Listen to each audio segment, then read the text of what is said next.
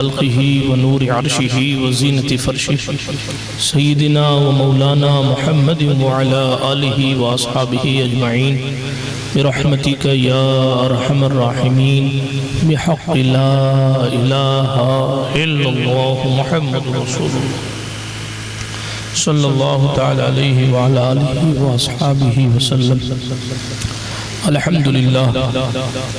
الحمد لله منشئ الخلق من عدم ثم الصلاة على المختار في القدم أمن تذكر جيران بذي السلم مزجت دمعا جرى من مقلة بدم.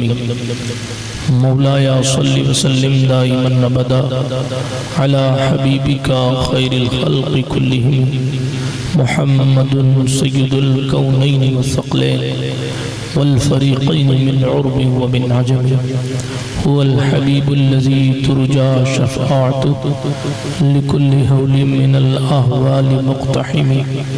ثم الرضا عن أبي بكر وعن عمر وعن علي وعن عثمان ذي الكرم والآل والصحابة ثم التابعين لهم أهل التقى والنقى والحلم والكرم. يا ربي بالمصطفى بلغ مقاصدنا، يا ربي بالمصطفى بلغ مقاصدنا، يا ربي بالمصطفى بلغ مقاصدنا واغفر لنا واغفر لنا واغفر لنا ما مضى يا واسع الكرم. أما بعد فأعوذ بالله من الشيطان الرجيم. بسم الله الرحمن الرحيم. من يطيع الرسول فقد أطاع الله أو كما قال الله تبارك وتعالى في القرآن الكريم. صدق الله العلي العظيم وصدق رسوله النبي الأمين المتين الأمي الكريم الرؤوف الرحيم. ونحن على ذلك لمن الشاهدين والشاكرين والآمنين والمطمئنين والحمد لله رب العالمين.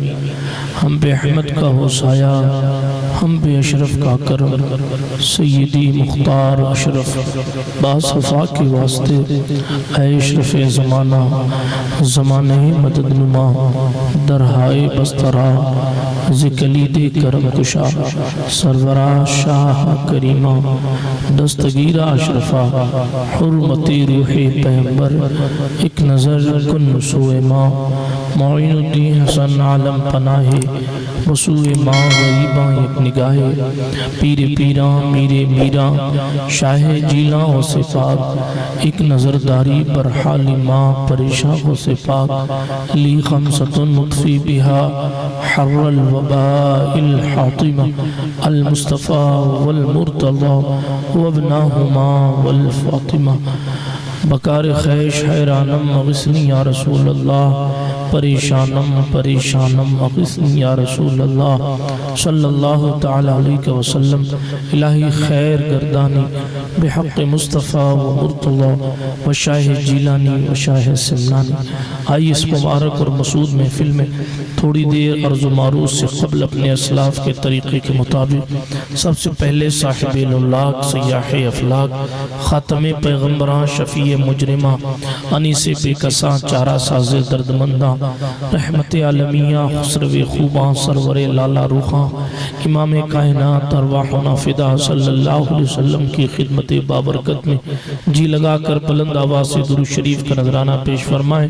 پڑھیں اللہم صلی علی سیدنا نبینا مأوانا و ملجانا محمد وعلا آل سیدنا و مولانا محمد صلاة تنجینا بها من جمیع الاحوال والآفات وتقضی لنا بها جمیع الحاجات وتطہرنا بها من جمیع السیئات وترفعنا بها عندك على الدرجات وتبلغنا بها أقصى الغايات من جميع الخيرات في الحياة وبعد الممات إنك قريب مجيب الدعوات وأنت على كل شيء قدير.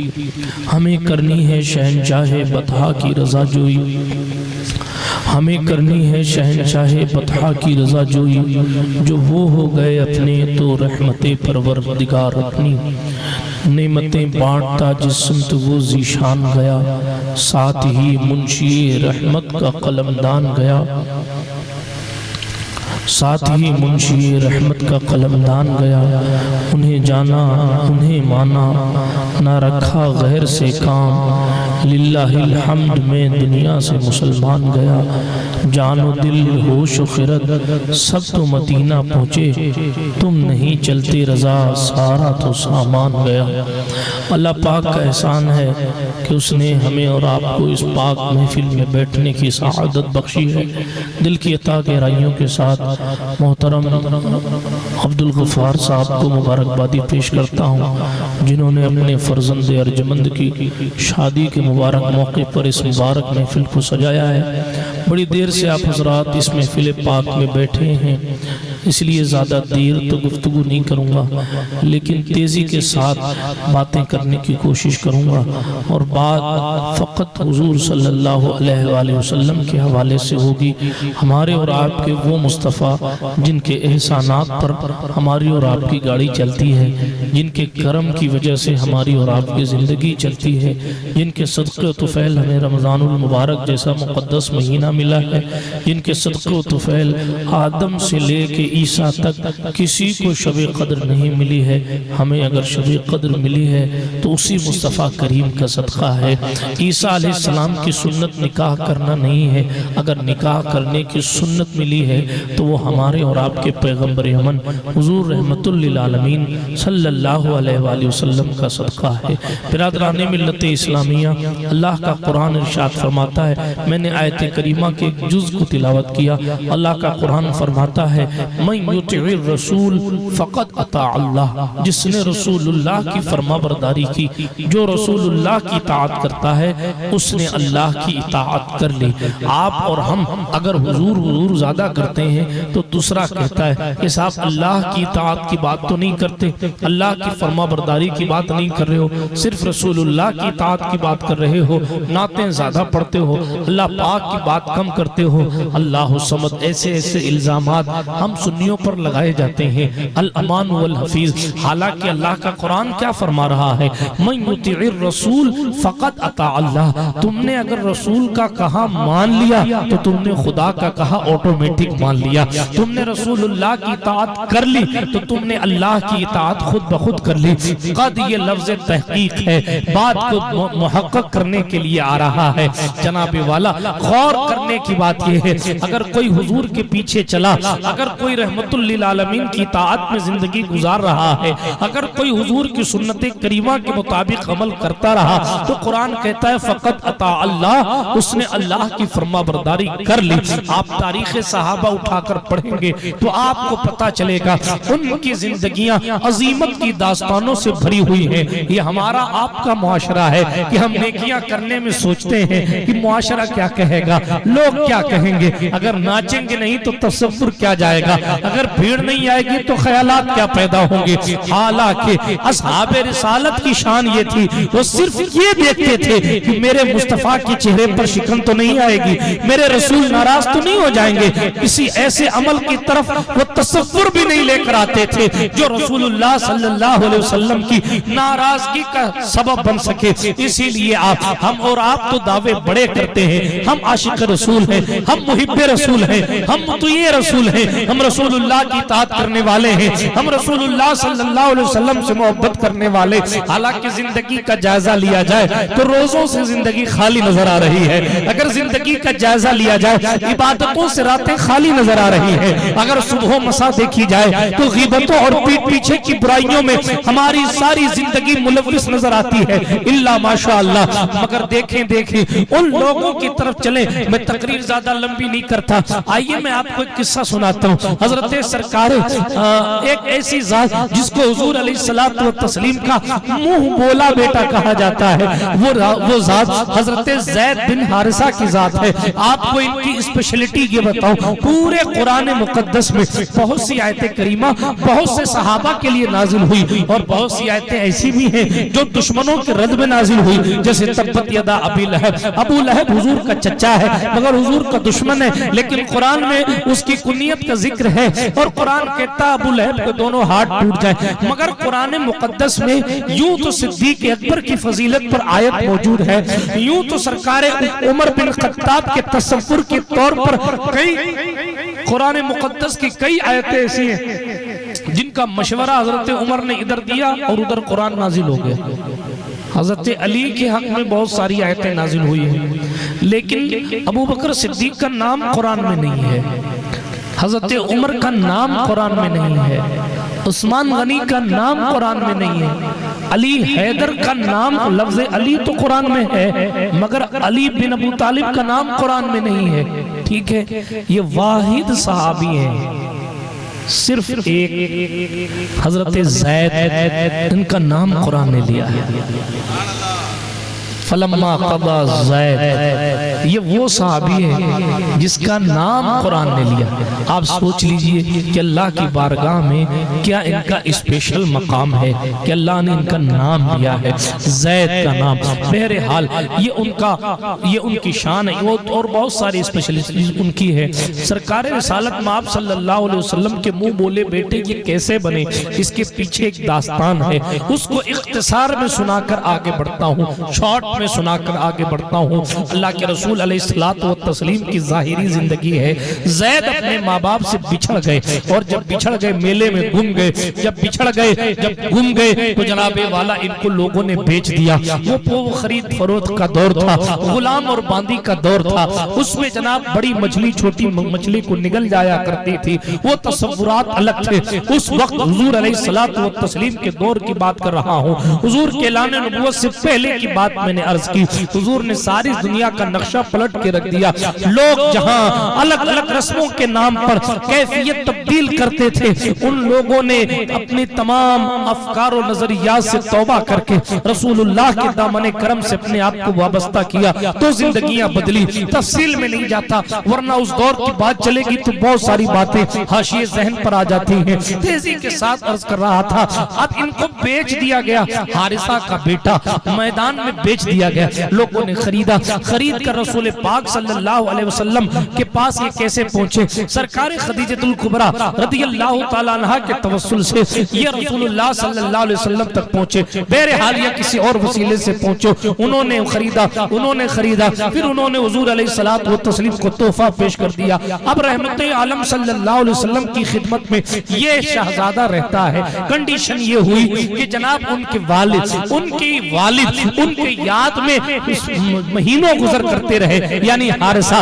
زید کی یاد میں تڑپتے رہے. باپ بہرحال باپ ہوتا ہے، بیٹا کتنا بھی نالائق ہو مگر باپ ہوتا ہے، بیٹا کتنا بھی لائق ہو پھر بھی باپ ہوتا ہے. میں پھر کبھی عظمت والدین پر بیان کروں گا، لیکن سیرت کی کتابوں میں لکھا ہے، تاریخ میں آیا ہے کہ ان کے باپ نے ان کی جدائی پر قصیدے لکھے تھے، ان کے باپ نے ان کی جدائی پر اشعار عربی میں لکھے تھے. چونکہ عربی نسل لوگ ہیں، لیکن بیٹے کی جدائی میں نہ جانے کہاں بیٹے کو تلاش کیا، اور تلاش کرنے کے بعد لوگوں نے بتایا حارثہ تیرا بیٹا مکے میں ہے اور محمد بن عبداللہ کے پاس ہے. اللہ اکبر. وہ جناب والا حرم کعبہ میں آئے، رسول اللہ صلی اللہ علیہ وسلم کی خدمت میں پھر آئے، اور آنے کے بعد حضور رحمت للعالمین کے پاس حضرت زید بن حارثہ کو دیکھا، بیٹے کو دیکھا، پہچان گئے. اپنا بھائی ساتھ لائے تھے یعنی زید کے چچا، انہوں نے دیکھا پہچان گئے. اللہ اکبر. حضرت زید بن حارثہ نے اپنے باپ کو دیکھا،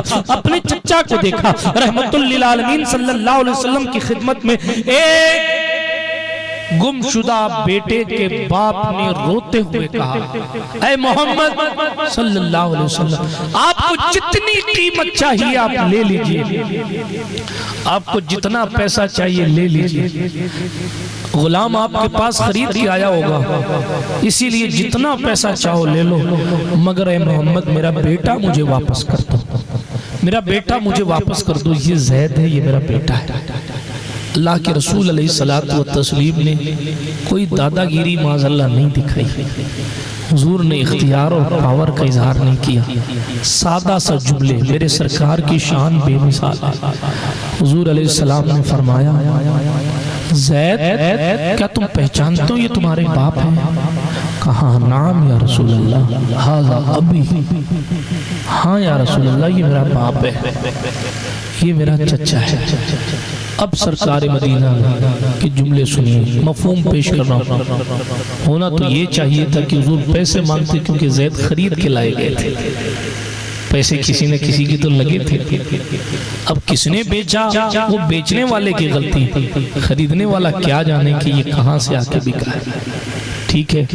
پھر اس کے بعد حضور کی خدمت میں تحفہ پیش کیا گیا تھا، لیکن رحمت للعالمین نے کیا پیاری بات ارشاد فرمائی۔ حضور نے فرمایا اب جب یہ کنفرم ہو گیا ہے، جب یہ کلیئر ہو گیا ہے کہ یہ آپ کا بیٹا ہے، تو میں محمد عربی صلی اللہ علیہ وسلم، حضور کا نام آئے تو درود پڑھا کرو۔ اگر آپ کو ادھر دیکھنے کا شوق ہے تو جا سکتے ہیں، بالکل مکمل طور پر اجازت ہے، جیسے میں نے ان کو اجازت دی ویسے آپ کو بھی دے رہا ہوں، لیکن آپ کو حضور کی باتیں سننی تو آپ کو توجہ میری طرف رکھنی چاہیے، اس لیے کہ وہ دربار رسالت ہے، وہاں مجذوبوں اور قلندروں کی مجذوبیت بھی نہیں چلتی ہے۔ آپ نے دیکھا کبھی مدینے میں مجذوب کھڑا ہے؟ نہیں، میں نے تو نہیں دیکھا۔ کیوں؟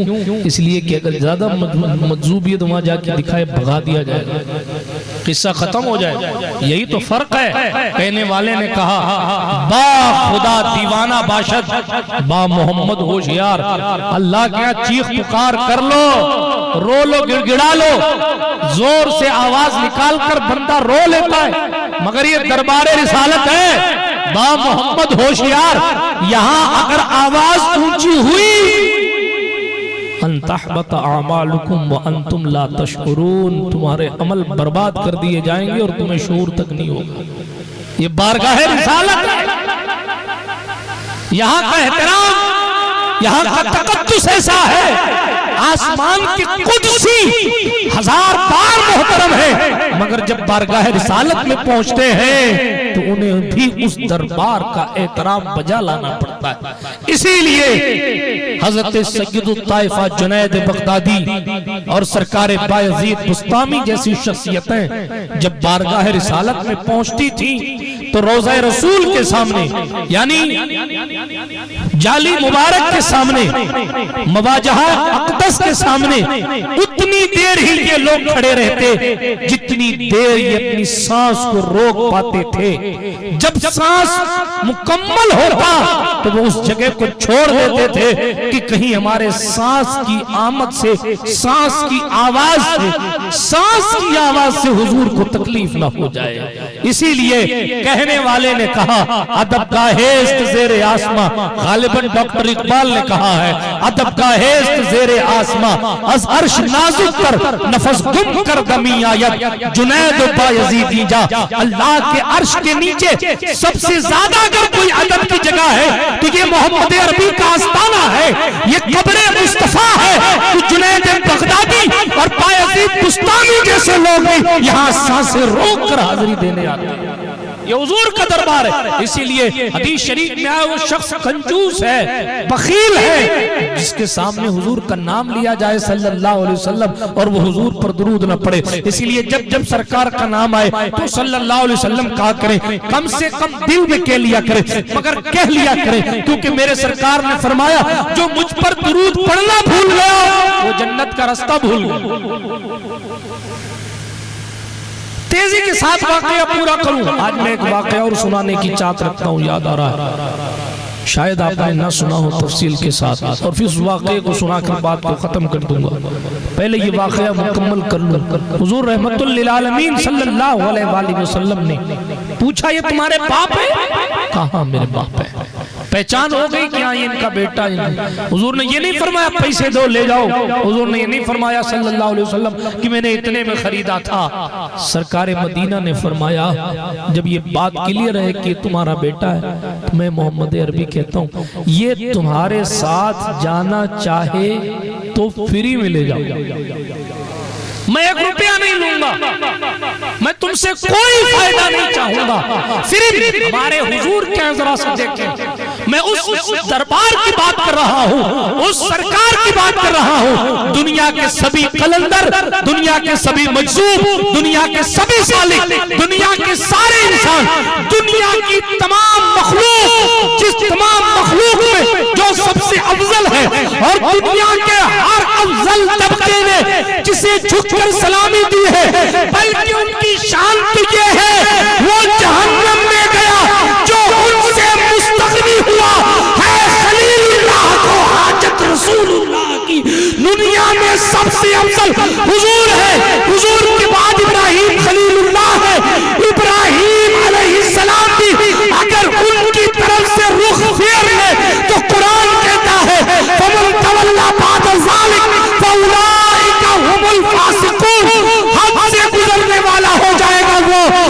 مصطفیٰ جان رحمت کی طرف سے پھر گیا، اسی لیے امام اہل سنت نے کہا وہ جہنم میں گیا جو ان سے مستغنی ہوا ہے خلیل اللہ کو حاجت رسول اللہ۔ یہ ہمارے سرکار ہے، یہ ہمارے حضور ہے صلی اللہ علیہ وسلم۔ میرے سرکار نے کیا فرمایا؟ 1 روپیہ نہیں لیتا، باپ ہو تم اس کے، اگر یہ جانا چاہے، زبردستی بھیجتا بھی نہیں، اگر یہ جانا چاہے تو اپنے ساتھ لے جاؤ، 1 روپیہ بھی مت دینا۔ مگر حضور تو حضور ہے نا۔ زید نے کھڑے ہو کر کہا یا رسول اللہ علیہ السلام۔ حضرت رسول پاک کی موجودگی میں اپنے باپ سے کہا ابا جی میں آپ کے ساتھ نہیں جاتا، میں حضور علیہ السلام کے ساتھ رہوں گا۔ چچا میں آپ کے ساتھ نہیں جاتا، میں حضور کے پاس رہوں گا صلی اللہ علیہ وسلم۔ سوچنے کی بات ہے، سامنے سے کیا کہا گیا؟ کہا زید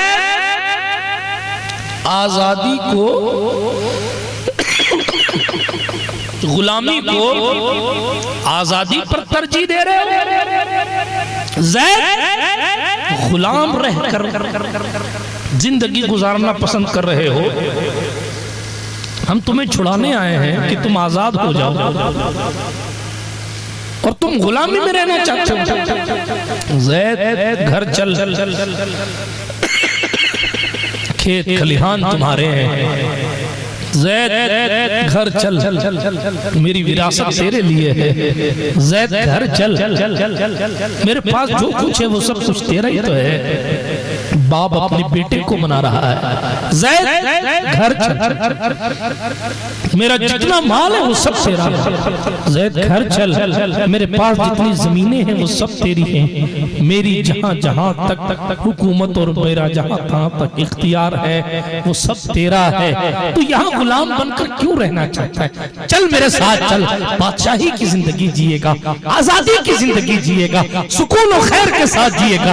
باپ نے اپنے بیٹے کو بہت سمجھایا مگر بیٹے نے کہا ابا جی بات اتنی ہے کہ آپ تو آزادی کی بات کر رہے ہیں، دنیا کی بادشاہ میں مصطفیٰ کی غلامی پر قربان کرتا ہوں، یہاں غلام رہ کر جینے میں جو سکون ہے وہ آزاد رہ کر جینے میں نہیں ہے، اس لیے آپ میرے باپ ہیں، آپ کی عظمتیں میرے سر پر، مگر میں اپنے باپ کی محبت بھی اپنے رسول کی محبت پر قربان۔ حضور علیہ السلام نے جب یہ محبت دیکھی کہ باپ کو بھی میرے لیے چھوڑ دیا تو حضور نے فرمایا آج سے زید میرا منہ بولا بیٹا ہے۔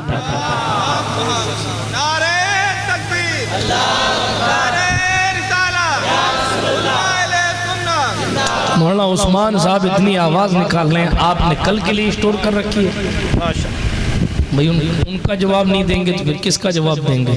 سرپنچ صاحب سے نعرہ لگواؤں میں تب دو گے جواب، اب دور انہی لوگوں کا ہے، مولویوں کو تو سنتا نہیں کوئی، اسی لیے رام لال کے ڈنڈے ٹھوک ٹھوک کے ٹھیک کرتے ہیں۔ اللہ ماشاءاللہ، درود شریف سنائیں، آواز سے سنائیں۔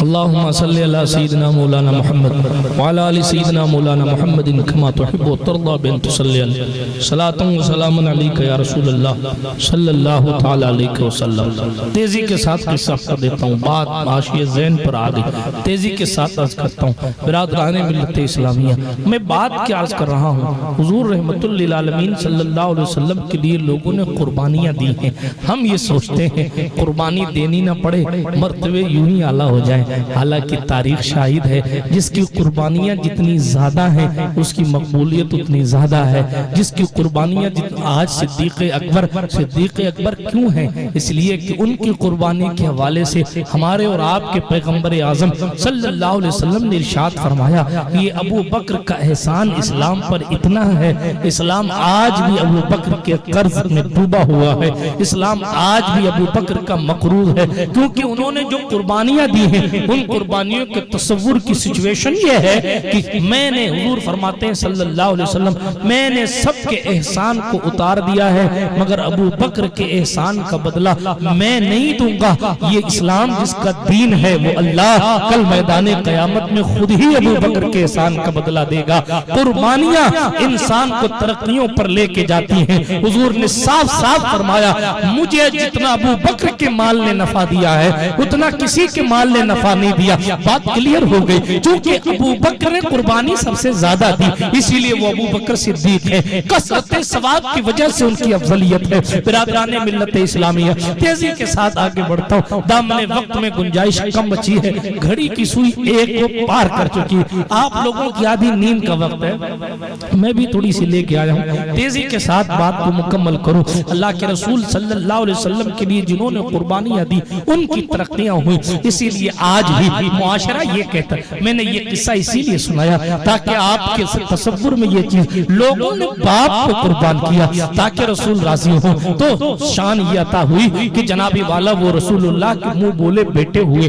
آج ہم اور آپ دوستوں کی محبت میں یہ قربانی نہیں دیتے کہ ہم ڈی جے نہیں بجائیں گے، ہم ناچیں گے نہیں، ہم جناب والا برائیاں نہیں کریں گے۔ کیوں؟ اس لیے کہ دوست کہتا ہے ڈی جے بجا لے تو ہم بجا لیتے ہیں، دوست کہتا ہے نماز مت پڑھ تو ہم نہیں پڑھتے، دوست کہتا ہے نماز کے ٹائم میں گھومنے چل تو ہم گھومنے چلے جاتے ہیں، دوست کہتا ہے نماز کے ٹائم میں کرکٹ کھیلنے چل تو ہم کرکٹ کھیلنے چلے جاتے ہیں۔ یہ ہماری اور آپ کی زندگی کا تصور ہے، لیکن ان کے یہاں یہ تھا دوست اگر کوئی ہے تو فقط ایک ہے، یار کا نام حبیب کردگار ہے۔ بس محبوب مسکراتے ہیں تو صبح ہوتی ہے، محبوب کا چہرہ مرجھا جائے تو ان وہ غموں کی تاریکی میں ڈوب جاتے ہیں۔ یہ صحابہ کی زندگی ہے، یہ صحابہ کرام کی شان ہے، وہ گھروں کو بھی چھوڑ کر دروازہ مصطفیٰ پر بیٹھے رہتے، کب میں جلوائے یار نظر آئے اور کب محبوب کے چہرے کو دیکھوں۔ کوئی شام سے آ رہا ہے، کوئی روم سے آ رہا ہے، کوئی حبشہ سے آ رہا ہے، کوئی فارس سے آ رہا